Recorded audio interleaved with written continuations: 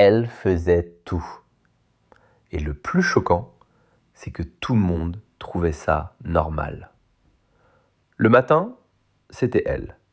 Préparer le petit déjeuner, réveiller les enfants, penser au sac d'école, aux papiers à signer, aux rendez-vous oubliés, aux courses du soir, au linge qui sèche encore, aux messages de la maîtresse, au frigo vide, aux comptes à surveiller, à la liste qui ne finit jamais. Le soir, c'était encore elle.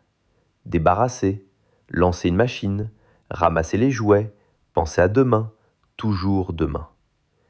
Et au milieu de tout ça, elle devait aussi sourire. Parce qu'au fond, personne ne lui demandait vraiment comment elle allait.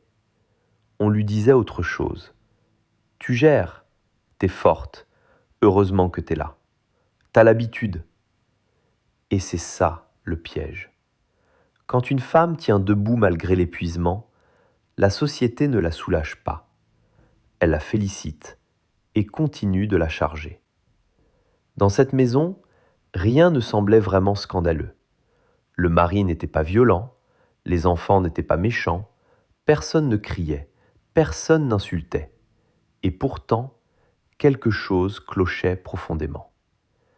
Parce qu'il y a des injustices qui ne font pas de bruit.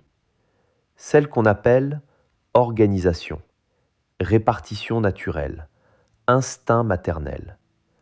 Alors qu'en réalité, c'est souvent juste une personne qui porte tout pendant que les autres vivent dedans. Le plus dur, ce n'était même pas la fatigue, c'était l'invisibilité. Voir tout le monde profiter sans que personne ne voie le prix à payer. Un soir, elle rentre dans la cuisine. Il est tard, la maison est encore en désordre.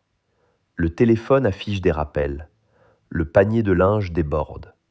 Il y a des assiettes sales, un cartable ouvert, des jouets au sol. Et dans le salon, les autres sont là, vivants, occupés, détendus.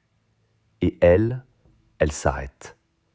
Pas de grande scène, pas de cris, pas de drame spectaculaire, juste un arrêt. Elle regarde la pièce et pour la première fois, elle ne bouge plus. Parce que parfois, on ne s'effondre pas d'un coup, on s'éteint, en silence, à force de tout absorber, à force d'être celle sur qui tout repose, à force de devenir indispensable sans jamais être vraiment aidée. C'est ça qui est violent. Pas seulement faire beaucoup, mais comprendre que si tu t'arrêtes, tout s'écroule, alors que si les autres s'arrêtent, rien ne change vraiment. Et là, le vernis craque. Le mari lui demande « Ça va ?» Cette phrase, elle arrive souvent trop tard, parce que « ça va » n'aide pas quand tout le monde a déjà vu et laissé faire. Ce qu'il fallait, ce n'était pas constater sa fatigue, c'était la partager avant. La charge mentale, ce n'est pas juste être fatigué, c'est devoir penser à tout pour tout le monde, tout le temps. C'est être la mémoire de la maison, l'alerte, le rappel, l'organisation, l'anticipation, le secours.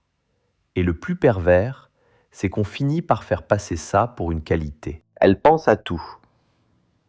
Oui, mais pourquoi est-ce qu'elle est la seule à devoir penser à tout ? Voilà la vraie question.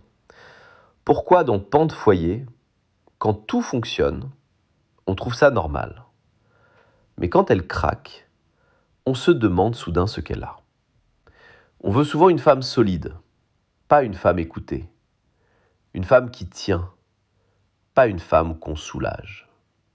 Et après, on s'étonne qu'elle soit vide. La vérité, c'est que beaucoup de gens ne veulent pas une femme forte. Ils veulent une femme pratique, une femme qui absorbe, une femme qui compense, une femme qui évite aux autres de faire leur part.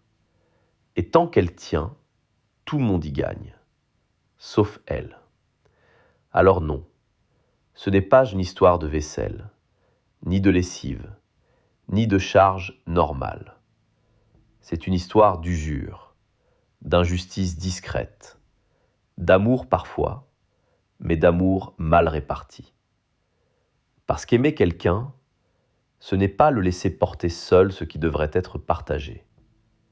Et la morale, elle est simple. On ne devrait jamais attendre qu'une personne s'éteigne pour enfin remarquer tout ce qu'elle portait. Et maintenant, pose-toi vraiment la question. Dans ta maison, dans ta famille, dans ton couple, qui porte plus que les autres, pendant que tout le monde fait semblant que c'est normal? Si toi aussi tu penses qu'on banalise trop l'épuisement silencieux, abonne-toi. Et dis-moi en commentaire, à quel moment elle gère devient en réalité on l'abandonne.